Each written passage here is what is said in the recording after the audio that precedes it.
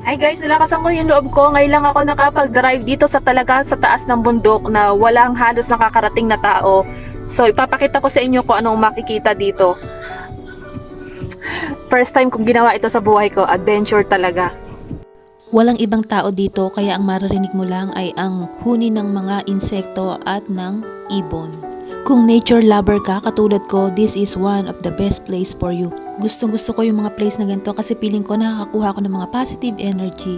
Kaya ayan, ipinark ko muna yung sasakyan ko dito at halika, pasukin na natin ang loob. Simulan na natin ang hiking. Mga 10 minutes lang naman ako naglakad para makarating sa aking destinasyon. Yung place na to ay sobrang majestic talaga. Nakita nyo naman may mga wild mushrooms pa. Pero alam ko hindi pwedeng kainin yung mga ganyang color. Yung white pwede pero yung yellow na ganyan ay hindi. At sobrang lamig din dito guys, kahit na summer, sobrang lamig kasi dahil sa mga mist ng pupuntahan nating river at ng falls.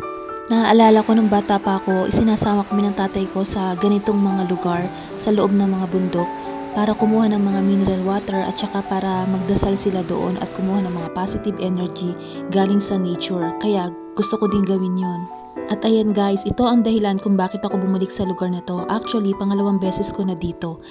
At ang dahilan ay ang napakagandang falls na ito na pwede kayong mag-swimming dyan. Kaya lang, you need to be more careful kasi wala talagang lifesaver dito. At nakita nyo naman sobrang steep niya, medyo madulas din at medyo malalim pa.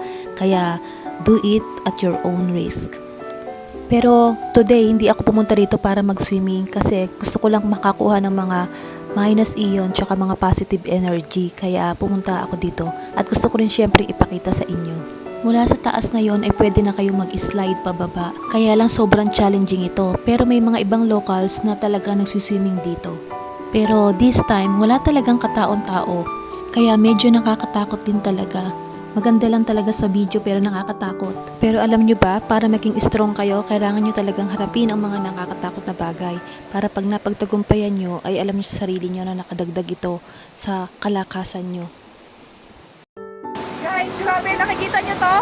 Sobrang sharp niya. Pag nagpadulas kayo dyan, mabilis na mabilis kayo makakapunta rin sa baba. Grabe talaga. At ang lamig ng tubig, kaya okay lang sana kung hindi malamig ang tubig eh. Pero ang lamig. Sobrang ganda talaga dito. At ito pang isa guys, tingnan nyo naman to, parang washing machine. Talagang umiikot siya sa loob. Siguro pagka naglaba ka dito, ay sobrang linis paglabas.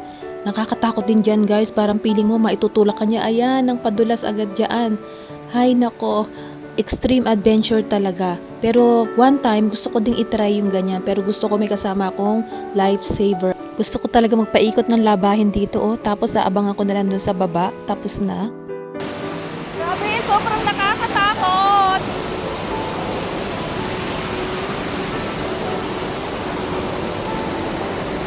Ayan, at nakarating na nga ako sa pinakataas at ganito naman yung makikita mo ng style ng tubig. Medyo mababaw na siya kaya pwede ka din ditong maglaba-laba. Charis! Hindi pwede kahit na gusto mong maglaba dito, hindi talaga pwede guys. Kasi we should protect our environment. Sa Pilipinas lang naman pwede maglaba sa ilog. Medyo madulas din yung mga bato-bato kaya kailangan talaga maingat kang aakyat dito. Nakita nyo naman mga may lumot-lumot pa kaya kailangan talaga ay sisiguraduhin mo yung tapak mo ay nasa safe place. So after ko maglakad at mag-meditate, kumain din ako kasi may dala akong baon na sandwich at saka itong chicken na to. Kaya ayan, in-enjoy ko siya dito at dito ko kinain. Napunta ako dito para mapatunayan ko sa sarili ko na kaya kong harapin yung aking kinatatakutan. Sabi nga, face your fear. At ayan, I'm so happy kasi nagawa ko siya ng safe. Kaya feeling ko napaka-strong ko. Thank you for watching!